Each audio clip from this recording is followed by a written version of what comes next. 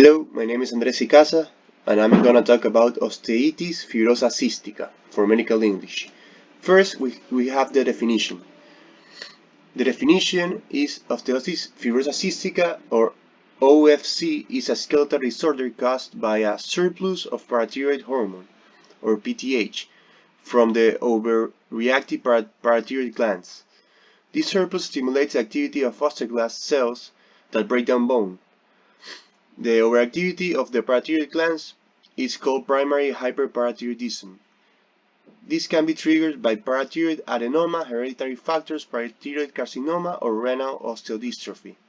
The majority of hyperparathyroidism is the result of parathyroid adenoma in the 80% or 85% of the cases.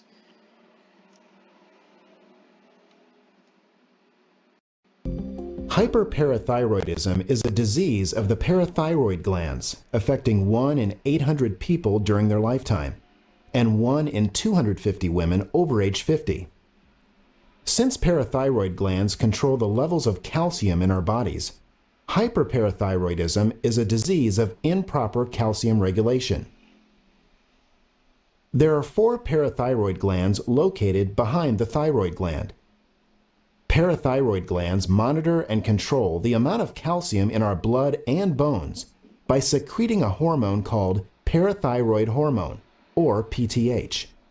Each gland monitors the blood calcium and responds by making more or less PTH hormone. Hyperparathyroidism is a disease that occurs when one of the parathyroid glands develops a tumor. This tumor produces far too much parathyroid hormone, which is released into the bloodstream. The excess parathyroid hormone travels through the blood and into the bones. The hormone activates cells within the bones to eat away at the bones, often causing osteoporosis, fractures, and bone pain. The destruction of bone releases calcium into the blood.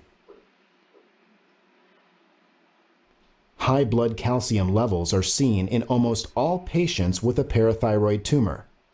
The excess calcium can build up in the arteries, increasing atherosclerosis throughout the body. This can lead to high blood pressure and increase risks for heart attack and stroke. The high calcium often affects the electrical system of the heart, causing atrial fibrillation and palpitations.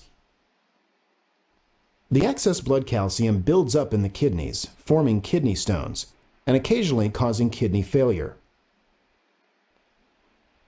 High calcium levels also affect the brain.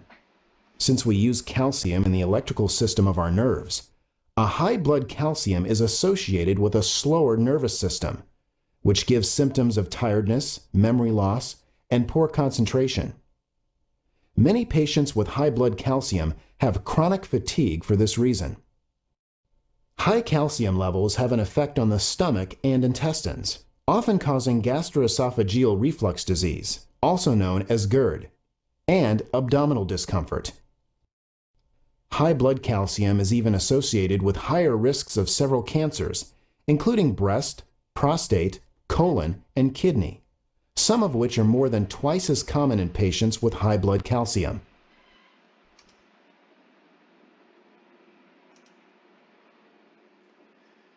Then we go to the applications in medicine.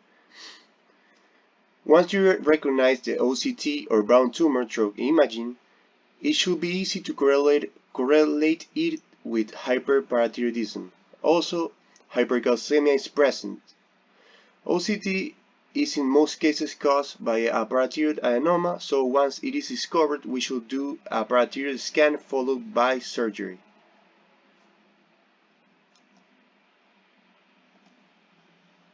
In this video I'm going to go through hyperparathyroidism. By definition, hyperparathyroidism is a high level of parathyroid hormone. And there's 3 types, primary, secondary and tertiary, and it's these 3 types that causes a lot of confusion amongst medical students and doctors, and it's the reason that I wanted to make this video just to clarify what the different causes are. Firstly, I'm going to go through some simplified physiology. Bear in mind that in reality the processes are a bit more complicated, But for the purpose of medical school, everyday practice, and understanding hyperparathyroidism, this is all you really need to know. There are 4 parathyroid glands situated in 4 corners of the thyroid gland. The parathyroid glands, specifically the chief cells in the glands, produce parathyroid hormone in response to low blood calcium concentration. Parathyroid hormone acts to raise blood calcium level by increasing the absorption of calcium from the intestines, increasing the reabsorption of calcium in the kidneys, basically reducing how much is secreted in the urine, and increasing the osteoclast activity in the bones. Now remember that the osteoclasts are responsible for breaking down the bones and releasing calcium into the blood. The other player in the game is vitamin D, and vitamin D is a hormone that the body creates in response to sunlight, but it can also be obtained through food or supplementation. To simplify what vitamin D does, it acts on all of the processes that we talked about to increase absorption of calcium from the intestines, kidneys, and bones. Parathyroid hormone also acts on vitamin D to convert it into some of its active forms. So vitamin D acts basically alongside parathyroid hormone to raise the blood calcium level. A deficiency in vitamin D, as a result, could lead to a low calcium level. So let's talk about hyperparathyroidism. The easiest cause of this to explain is primary hyperparathyroidism, and this is just caused by uncontrolled parathyroid hormone being produced by a tumour of the parathyroid glands. This causes increased absorption of calcium and leads to hypercalcemia, which is an abnormally high level of calcium in the blood. And this can be treated using surgical removal of the tumour. The next cause of it.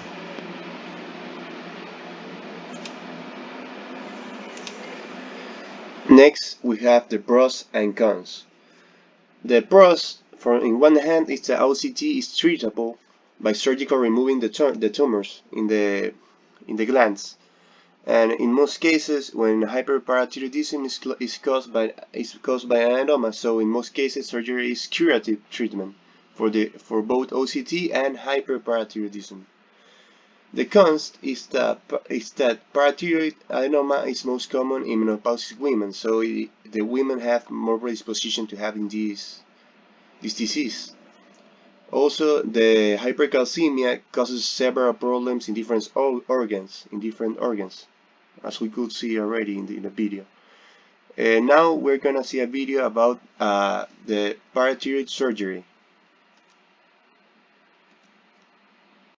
The disease is most common in postmenopausal women who have a high risk for osteoporosis and particularly hip fractures. Up to 1% of women over 50 are affected by primary hyperparathyroidism.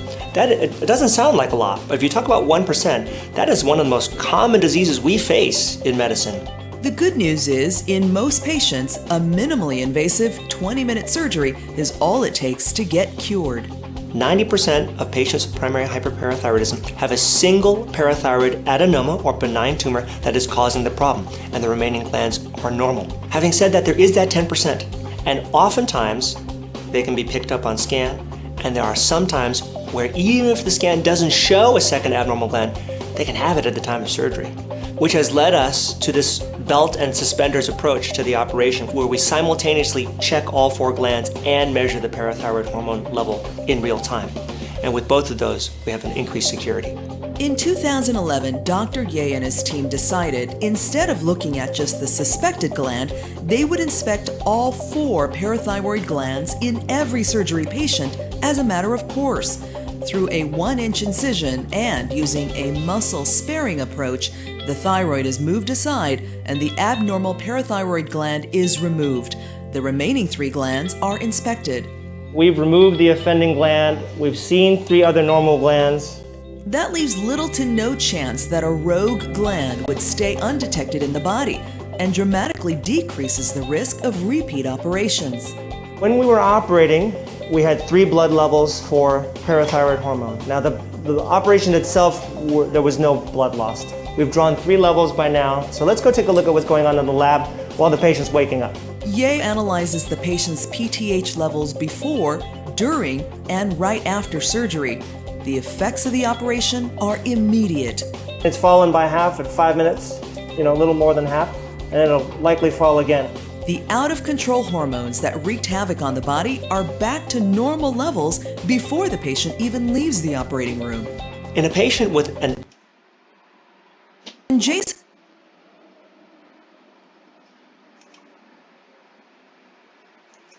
Then we have the issue applied in Ecuador. Here in 2009 to 2014 in the Hospital Docente Policía Nacional number 2 in Guayaquil, Ecuador, a group of doctors wanted to know the epidemiology of primary hyperthyroidism. From a group of 13,864, they found that the prevalence of PTH is 12.6%. They concluded that the prevalence is high in that sample of Ecuadorian population and that prevalence is more advanced in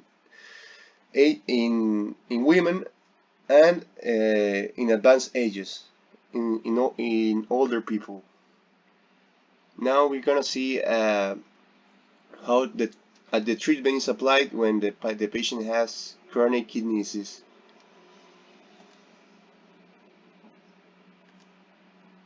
In patients with kidney disease, the PTH level is equally important or maybe even more important than cholesterol as a factor to accelerate hardening of the arteries. So your doctors, nurses, and other people in the dialysis and kidney center may bring this up to you. The things that they will do to try and treat it or control it will be to ask you to control the phosphorus level in your blood. This indirectly affects the PTH levels. Then they may measure levels of vitamin D in your bloodstream and may even ask you to take some extra vitamin D compounds to control this condition. Then there are other special vitamin D medicines that are given either by pill or by vein to try and control this condition. If all of that fails, then there are really only 2 other treatments. One is another pill, and its name is called Ycaza. It's the only pill available to do this. And some patients can't take that because it can upset your stomach, and occasionally it's extremely expensive for some people. If that doesn't work, then we often have to resort to surgery. Now the surgery is one in which Finally, we have the conclusion. So in conclusion, the parathyroidectomy has been shown to result in the reversal of bone resorption and complete regression of the brown tumors. OFC is rare in developed countries due to early detections of hypercalcemia and its subsequent treatment. On the contrary, in developing countries like ours, where the multi-channel autoanalyzer is not available or gradually used, OFC still exists. Now we're going to finish with the most important points of this lecture.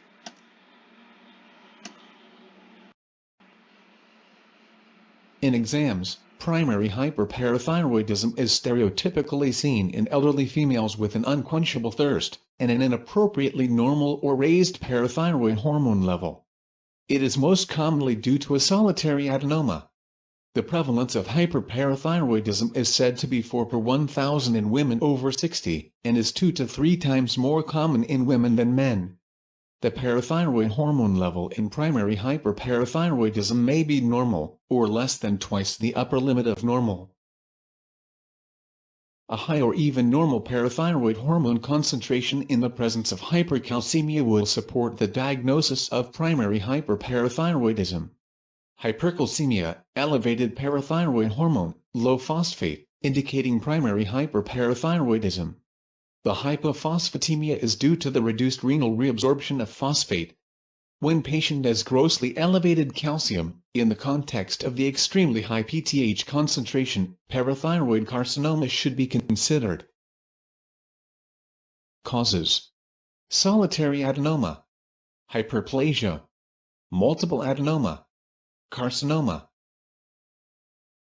Features: polydipsia, polyuria, peptic ulceration, constipation, pancreatitis, bone pain or fracture, especially if the parathyroid hormone is elevated, renal stones and renal medullary calcification, depression, confusion, hypertension. A helpful mnemonic can be used to recall the typical symptoms of hypercalcemia: bones, stones, abdominal groans, and psychic moans.